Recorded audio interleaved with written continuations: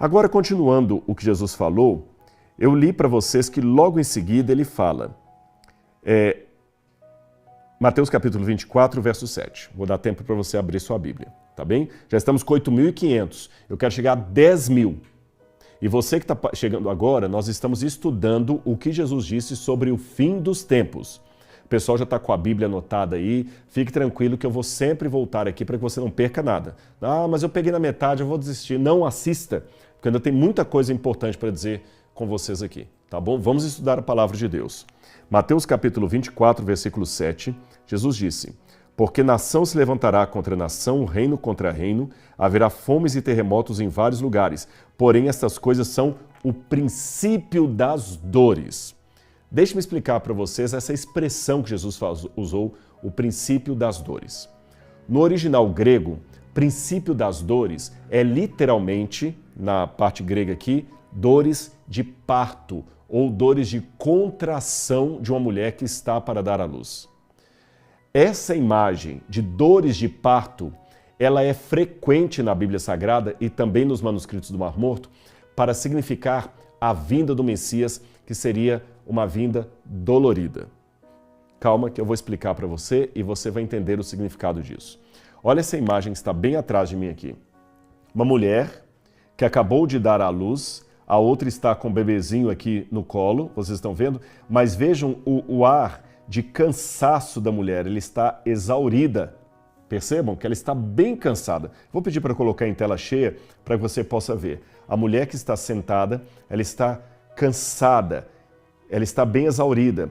Mas tem uma outra em pé e você nota que ela está com um dos seios à amostra, porque ela acabou de amamentar, e a outra também. Agora vem a parte mais chocante da história dessa lápide aqui. Isso mesmo, a lápide. Isso aqui é uma lápide funerária. Essa mulher morreu pouco tempo depois de dar à luz.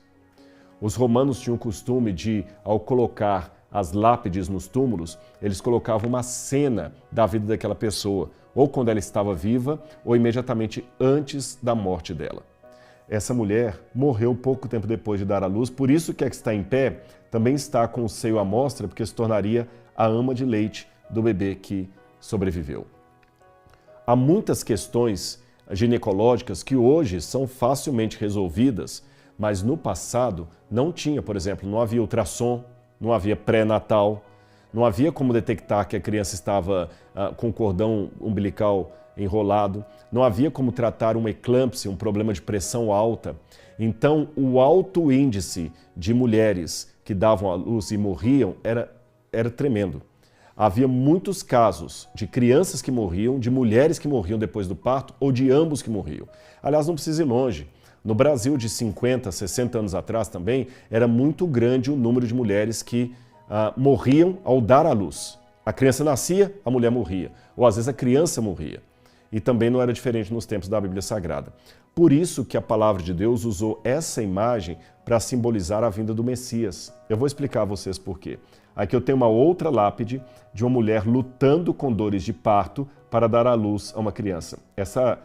Na verdade, isso aqui é um entalhe romano também. Você vê a mulher gritando. Por quê? Eu coloquei várias passagens ali que você pode até dar um print na sua tela para depois você ler cada uma delas. Todas essas passagens mostram como as dores de parto foram usadas por Deus para um simbolismo profético.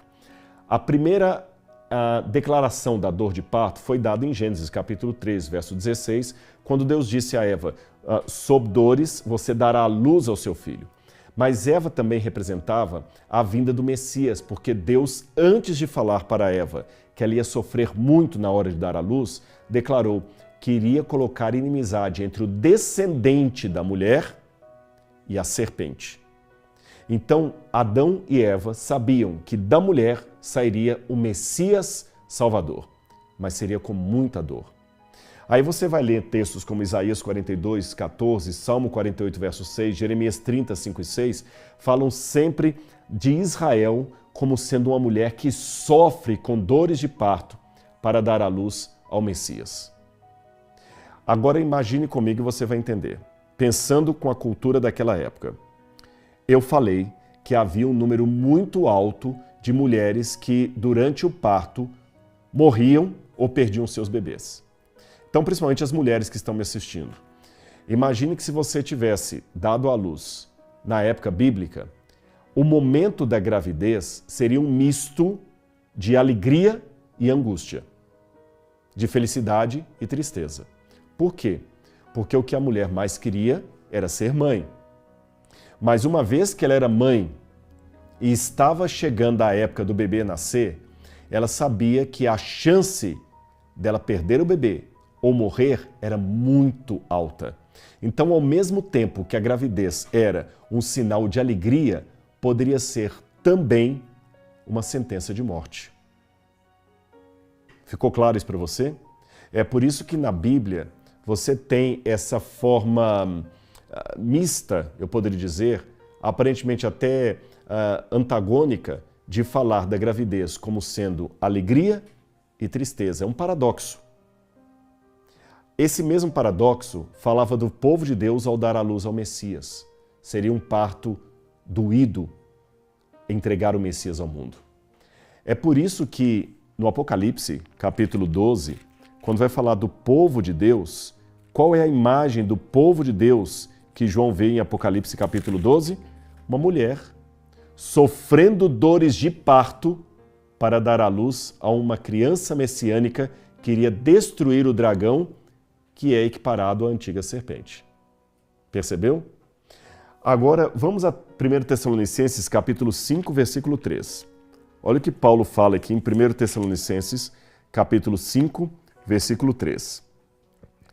Quando andarem dizendo paz e segurança, eis que lhes sobrevirá repentina destruição, como vêm as dores de parto à mulher que está para dar à luz, e de modo nenhum escaparão.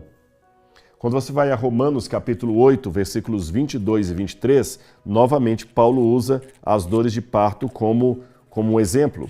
Romanos capítulo 8, versículos 22 e 23. Vou ler aqui para vocês. Porque sabemos que toda a criação, a um só tempo, geme e suporta angústias até agora. No original grego, esse geme e suporta angústias é da mulher na hora de dar à luz. E não somente eles, mas também nós, que somos as primícias do Espírito, igualmente gememos em nosso íntimo, aguardando a adoção de filhos e a redenção do nosso corpo. Entendeu então a imagem? Por isso que Jesus falou, essas coisas que vocês estão vendo são o princípio das dores. Mas vamos continuar a analogia de Jesus para saber de que forma essas coisas apontam para o fim. Porque você que está chegando agora, eu tinha feito uma pergunta. Guerra sempre houve, terremoto sempre houve, fome sempre houve. Como é que essas coisas podem ser sinal do fim? Então está na hora de responder. Com a própria analogia de Jesus. Princípio das dores. Olha o que diz esse texto encontrado nos manuscritos do Mar Morto, um texto de Qumran, um texto da época de Jesus. Está no rolo de ação de graças. A foto do texto está aqui. Então não estou inventando a minha cabeça, não. O que está traduzido ali é o que está nesse manuscrito que tem essa foto aqui. Lá diz, como uma mulher em trabalho de parto com seu filho primogênito, cujas dores de barriga vieram e dores terríveis, enchendo-se de angústia o seu ventre, entre os espasmos da morte, ela dará à luz a um filho varão, e entre as dores do inferno brotará de seu ventre um maravilhoso e poderoso conselheiro. Ou seja, Jesus sabia que o povo de Deus iria dar à luz a sua vinda, corrigindo, Jesus sabia que a vinda do Messias era equiparada a um parto dificultoso. A volta dele também não viria sem dores de parto no meio do seu povo. Agora raciocinem comigo. Quando uma mulher começa a entrar em trabalho de parto e ela começa a ter as contrações, vocês sabem, e até eu quero que vocês comentem aí também no chat, as que são mães ou que já deram à luz.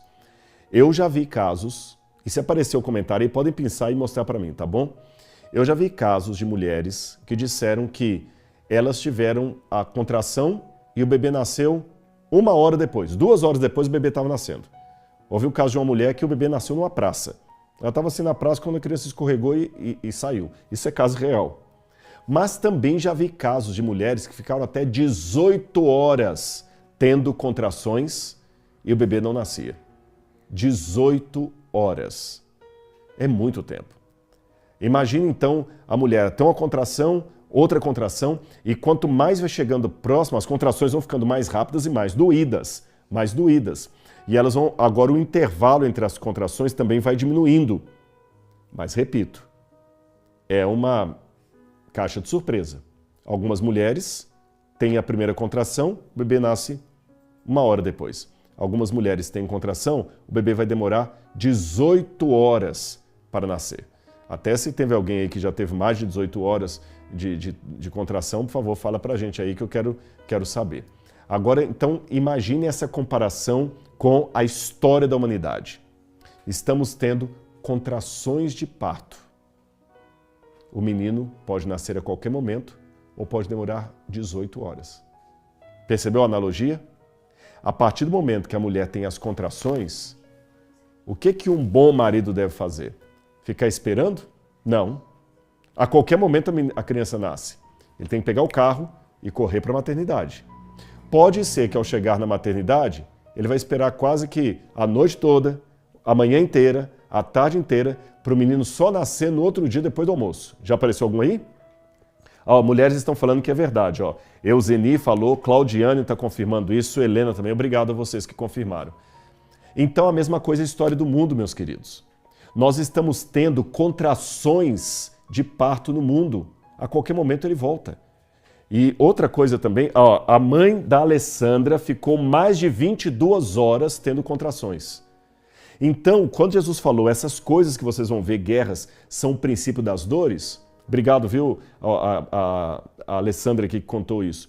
Essas coisas que nós estamos vendo, elas são exatamente o quê? As contrações do mundo. O Messias pode chegar a qualquer momento ou pode demorar. Não é que a profecia está errada. Agora, as contrações elas vão diminuindo. Quanto mais próximo está chegando a vinda dele. O que nós estamos comendo? Já estamos com 9 mil pessoas ouvindo. Glória a Deus. Se você compartilhar, nós vamos chegar a 10 mil. O que nós estamos percebendo agora no mundo? As contrações estão ficando mais próximas. Agora o terremoto atinge mais pessoas do que na época bíblica, porque está mais povoado o mundo. Percebeu? Aliás, se você olhar bem o Apocalipse, e até os eventos relacionados à vinda de Jesus, são todos eventos mundiais. Agora me chamou a atenção que de 2021 para trás, o último evento mundial que houve no mundo, bem redundante, né? O último evento mundial da história humana foi o dilúvio. O dilúvio foi universal. Pegou o mundo inteiro. Depois do dilúvio, não teve nenhum evento mundial. Até chegar a pandemia. Ok? A pandemia foi mundial. A Primeira Guerra Mundial não foi mundial. Angola não participou da Primeira Guerra Mundial. Quem mais? México não participou da Primeira Guerra Mundial. O Equador não participou da Primeira Guerra Mundial. Segunda Guerra Mundial também não foi mundial. O Zaire não participou da Segunda Guerra Mundial. A peste bubônica, a peste negra lá da Europa, não foi mundial, ela atingiu a Europa. A gripe suína atingiu uma parte do mundo. O ebola atingiu alguns países da África. Agora, o Covid foi de fato mundial. E olha as contrações do parto agora diminuindo entre uma contração e outra. Depois do Covid, os governos estão em alerta máximo, porque qualquer coisa agora vai ser mundial. Se tiver um crash na Bolsa de Valores, o mundo inteiro vai perecer. Se tiver uma guerra agora no Oriente Médio, o mundo inteiro vai estar envolvido. Se houver uma outra pandemia ou epidemia, o mundo inteiro vai sofrer. Se houver uma crise ecológica da água, o mundo inteiro vai padecer. Tudo agora é de proporções mundiais. Estão falando até de uma governança mundial?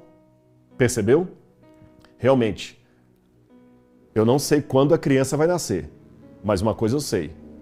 As contrações estão no intervalo mais curto entre uma e outra e as dores de parto estão mais sérias. Continuando, uma questão que alguns podem perguntar, mas será que Jesus falhou na profecia? Eu vou ler uma passagem para vocês aqui, olha. Mateus capítulo 24, versículo 32, Jesus disse assim: aprendam a parábola da figueira. Quando já os seus ramos se renovam e as folhas brotam, vocês sabem que o verão está próximo. Assim também vocês, quando virem essas coisas, saibam que está próximo, às portas. E eu já vi muita gente pregar isso aqui e aplicar a volta de Jesus. A figueira está aqui, olha. Quando vocês veem os ramos da figueira, vocês sabem que o verão está próximo. Quando vocês virem essas coisas, também está próximo. Jesus em breve voltará. Porém, contudo, entretanto, todavia, como é que você reage à continuidade da leitura? Vamos continuar? Para você que está chegando agora, estou lendo Mateus capítulo 24, versículo 32 em diante. Ele disse: aprendam a parábola da figueira. Quando já os seus ramos se renovam e as folhas brotam, vocês sabem que o verão está próximo.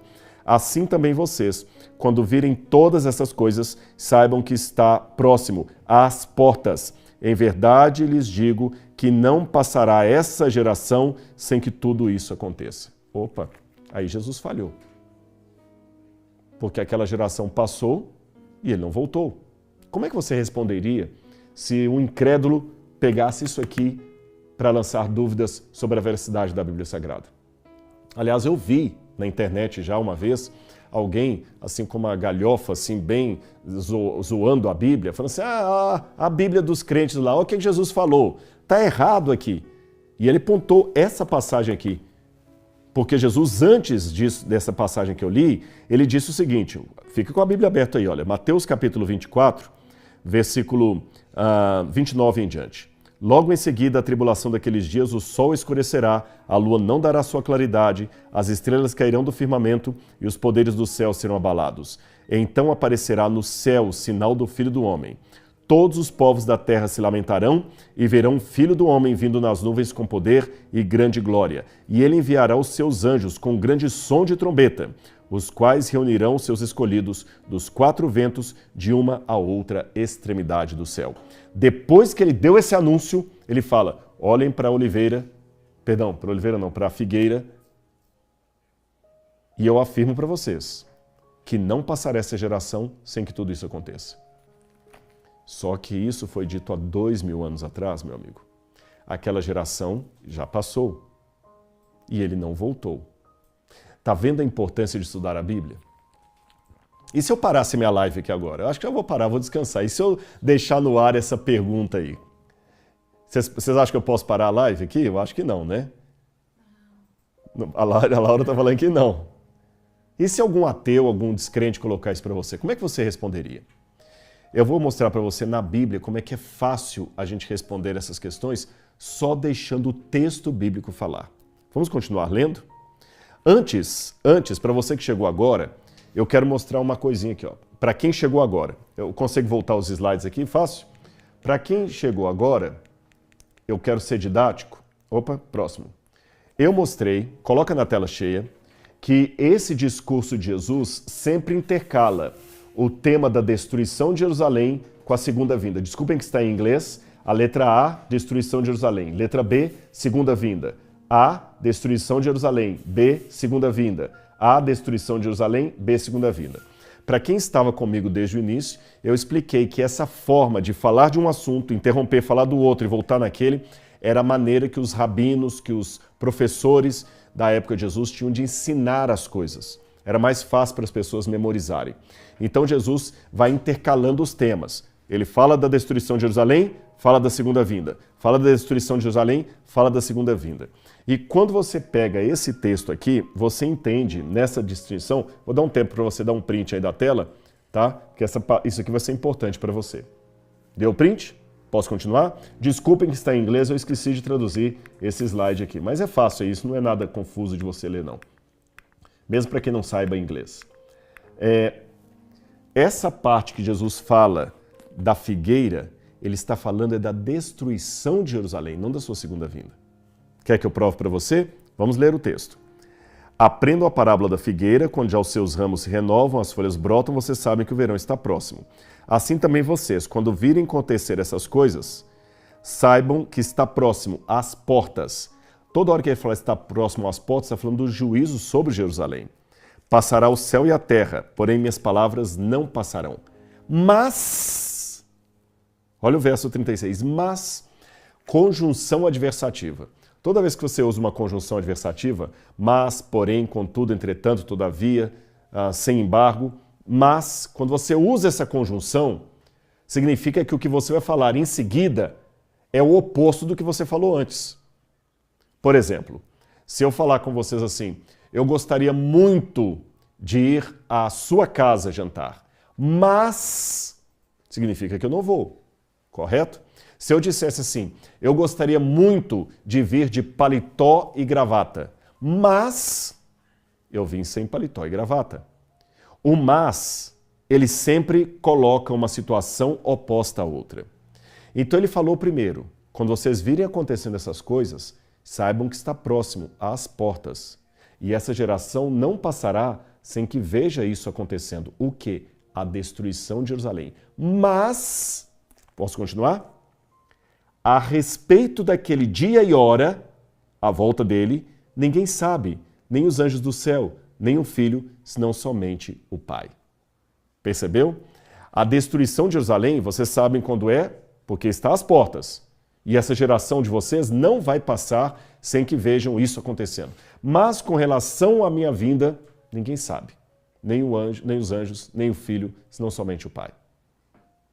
Percebeu então? Não foi um erro de Jesus. Ele deixou bem clara, de maneira distinta, a diferença entre a destruição de Jerusalém e a sua vinda. Agora você pode ficar desanimado e falar assim, Rodrigo, se é assim então, como é que você disse que Jesus em breve voltará? De repente ele pode voltar a qualquer momento. A brevidade da volta de Jesus é algo que nós temos que entender em duas dimensões. Em primeiro lugar, três dimensões. Em primeiro lugar, a dimensão pessoal. Por quê?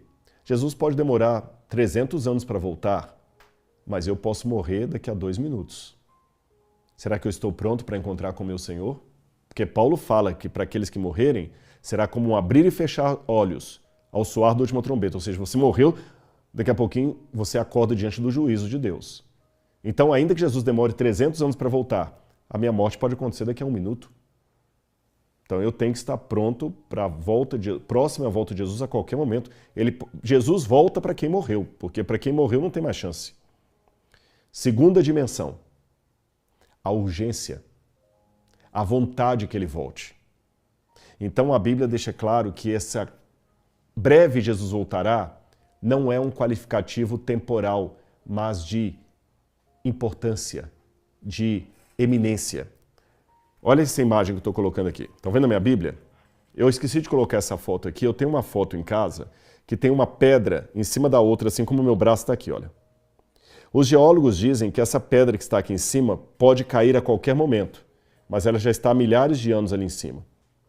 Então, quando um geólogo fala essa pedra estará prestes a cair, pode ser daqui a 1 ano, pode ser daqui a 5 minutos, pode ser daqui a 1 milênio. Mas se você é esperto, você não vai colocar a sua casa aqui, porque a qualquer momento a pedra cai. E a terceira dimensão da volta de Jesus é acompanhar os sinais dos tempos e as dores de parto. Agora nós estamos vendo que as contrações, naquela metáfora profética, estão mais curtas e agora as coisas são mais universais. Ou melhor, agora elas são universais. Então fique atento. Porque eu nunca vi na história do mundo, do Covid para trás, o desenho de algo tão universal como estamos vendo agora nesse mundo. Por exemplo, a pregação do Evangelho. Jesus falou, Mateus 24:14, e será pregado esse Evangelho do reino a todo mundo em testemunho a todas as nações, então virá o fim. Como é que todas as nações podem ouvir o Evangelho? Bom, quantos que nós estamos conosco agora nesse momento aqui? Estamos com 9.300 pessoas. 9.500 pessoas estão ouvindo o Evangelho. Onde que nós poderíamos imaginar no passado que eu ia falar dentro de uma sala com 6 pessoas e quase 10.000 pessoas iam estar ouvindo o Evangelho? E mais, muitas pessoas vão continuar ouvindo depois que isso aqui vai reverberando, você vai contar para outros. O Evangelho está sendo espalhado, Jesus está perto de voltar. Agora, nessa última parte aqui da live, eu tenho que explicar para vocês algumas dúvidas que muita gente vai me perguntar. Primeira dúvida, como e o que acontecerá? Eu não vou ler todas as passagens por questão de tempo, para não cansar vocês. Vou só citá-las, tá bom? Atos capítulo 1, versículos 10 e 11, é o momento em que Jesus sobe para o céu e dois anjos se colocam junto com os discípulos e falam assim, por que vocês olham para aquele que está subindo nas alturas? Esse Jesus que vocês viram subir vai voltar assim como para o céu vocês o viram subir. Então Jesus vai voltar como ele foi, de carne e osso. Porque ele subiu para o céu de carne e osso. Quando ele ressuscitou, ele estava com carne e osso. Lembra que Tomé colocou a mão nele? Então, ele não voltará de maneira espiritual. Jesus não voltará como um fantasma, uma névoa. Ele vai voltar assim como para o céu nós o vimos ir. Outra passagem que eu poderia pegar aqui, Mateus 24, 27, fala que ele virá com poder e grande glória. Será um evento visível em todo mundo. Apocalipse 1, verso 7, diz que todo olho o verá. Todo olho verá. Além disso, 1 Tessalonicenses 4, 16 e 17 fala que quando Jesus voltar, nós, os que estivermos vivos, seremos arrebatados para o encontro com o Senhor nos ares e aqueles salvos que estiverem mortos ressuscitarão para, junto com os vivos, salvos é claro, subirem para o encontro com o Senhor nos ares. Então Jesus não virá do céu, pisará aqui na terra e vai ficar andando aqui, não. Ele vai vir no céu com poder e grande glória, os anjos virão com ele aparecerá com majestade e muitos se perderão. A Bíblia fala que ele vai destruir os ímpios com o furor da sua vinda. Ou seja, quando eu falo da volta de Jesus, eu tenho uma boa e uma má notícia para te dar. Sabe qual que é a boa notícia? Jesus em breve voltará. E sabe qual que é a má notícia? Jesus em breve voltará. Tudo depende de como está a sua vida espiritual. Se você está se preparando, estudando a Bíblia, ou se você está vivendo em banho-maria. Ou se você está vivendo em banho-maria. Ou se você está vivendo em banho-maria.